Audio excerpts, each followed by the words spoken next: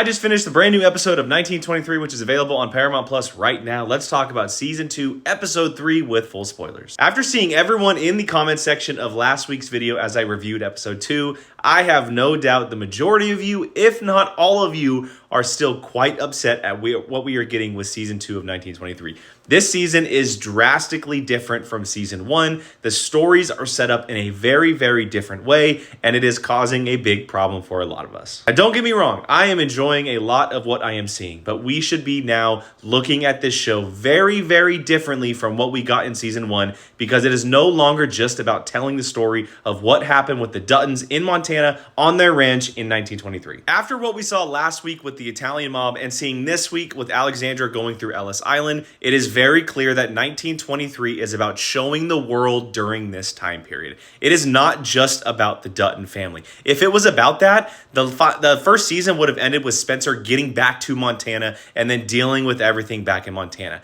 But we are all across the world. Well, now we are all over the United States right now, focusing on things like Ellis Island, which was the main object of this episode. The majority of episode 3 focused on Alexandra. Finally, we get to see her storyline take center point as she is traveling across the ocean to meet up with her husband Spencer, and she has to experience Ellis Island as she lands in New York. And we learn, at least from Taylor Sheridan and company's experience and what they think it was like, Ellis Island was not a friendly place to go through. Alexandra comes from a very high-regarded, wealthy family in England, but she is treated like a complete peasant in this episode. And I gotta say, it was extremely hard to watch at times, seeing what these people, not just Alexandra coming from England, but immigrants all over the world coming to the land of opportunity and experiencing everything they had to go through at Ellis Island. Now, please don't get me wrong. I'm not saying that anything that was done at Ellis Island was wrong because of, people coming in from across the world. We have to make sure that everyone coming into the country